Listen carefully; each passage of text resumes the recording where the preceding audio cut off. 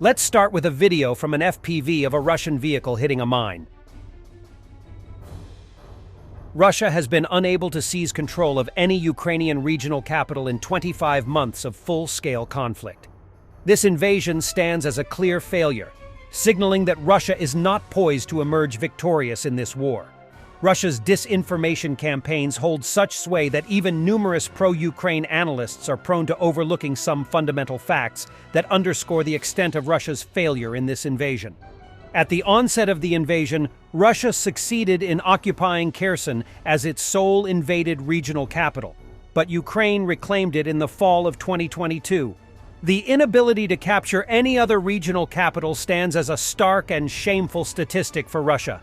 Despite Russia's full commitment to the war, evidenced by the mobilization and recruitment of substantial numbers of soldiers and a shift to a war economy, it has not achieved significant success and has failed to secure any allies willing to openly join its cause.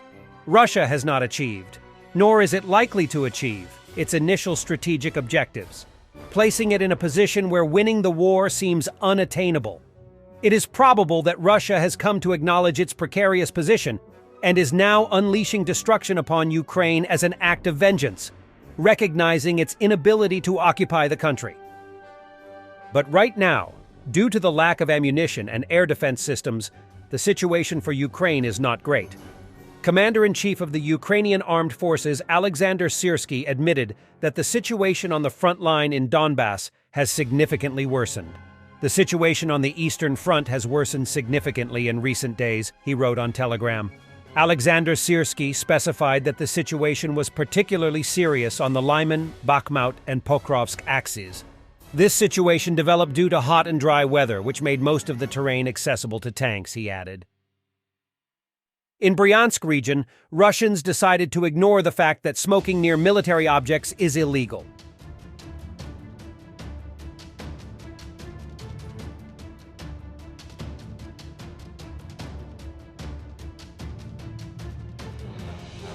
Ukrainian partisans set up a nasty booby trap.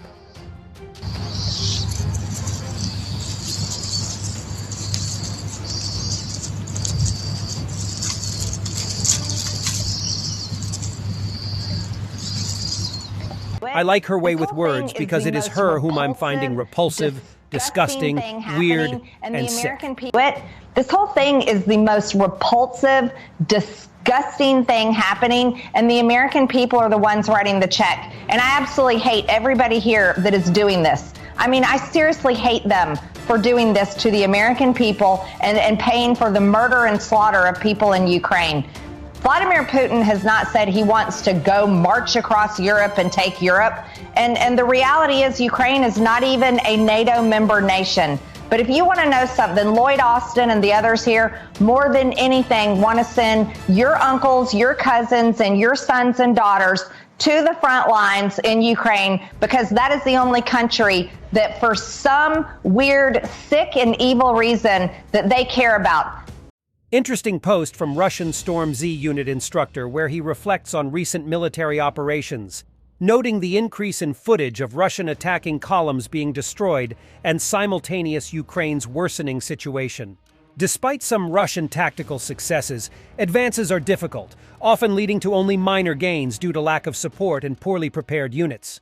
Overall, progress is attributed more to changes in firepower capabilities and Ukrainian weaknesses rather than improvements in combat effectiveness or organizational structure.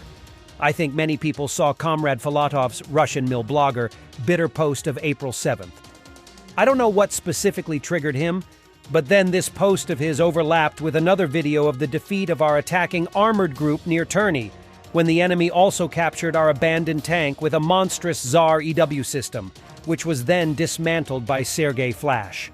So, due to the similarity of the combat practices of both sides and the greater duration and scale of our offensive actions, we, quite naturally, actually provided significantly more footage of the destruction of our attacking columns to the enemy than the enemy gave us during his offensive last year. Meanwhile, in case you don't know, the enemy situation is worsening every day. Ammunition supplies have decreased, and the front has begun to crumble. But where and from whom is the front crumbling?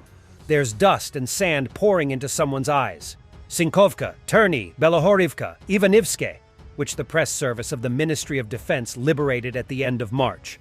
Kleshchivka, Novelsky, which the press service of the Ministry of Defense also liberated on March 12th, at which we have been banging our heads for who knows how long.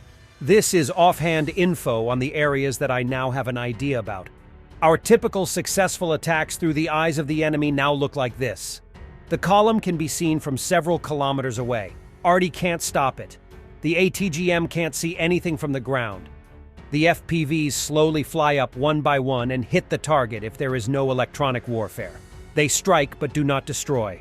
During this time, the column reaches our positions, or even further, the troops land and take our trenches. FPV and drops finish off empty equipment that has not left. In those areas where we are making progress, sensible voices from opponents give completely objective assessments. Quote 1. They are moving forward 1 tree leader every day or two. Considering that these tree lines are almost impossible to take back, guess where this leads. Quote 2. They again captured 2 tree lines with positions. The equipment was partially burned, the dismounts were partially lost. But in our positions, everyone is missing in action, and the front line is approaching the next city. Not funny at all. Thus, we are now actually creating local tactical crises for the enemy. But advances, in fact, are very difficult. The enemy regularly counterattacks, and quite effectively. In some areas, there is no special progress at all. Our assault groups simply are destroyed on the approaches. At the same time, our local advanced are still not filled with the potential for serious development of success. In addition to the active counterattack actions of the enemy, there is also the factor of the banal exhaustion of the strike capabilities of the attacking units, due to which it is necessary to take operational pauses.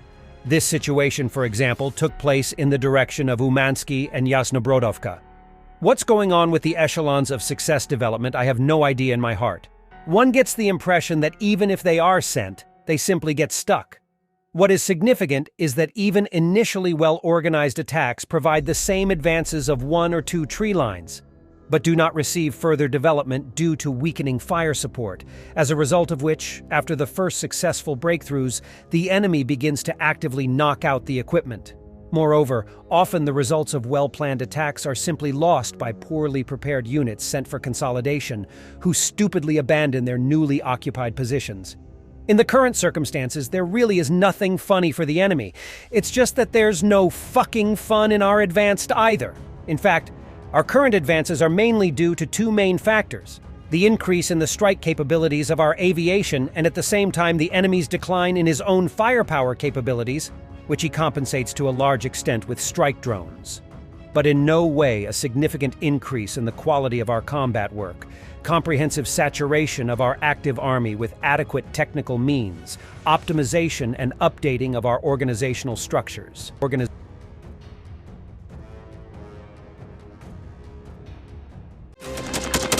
Thanks for watching, and don't forget to subscribe. Also, if you want to support Warthog Defense, please become our member and get early access to new videos, exclusive members-only videos, and become administrator in comment section. The membership link is in the description. Rescues every day. We had a guy last week, it's 6 rescues in 6 days. You know, he's doing the job every day.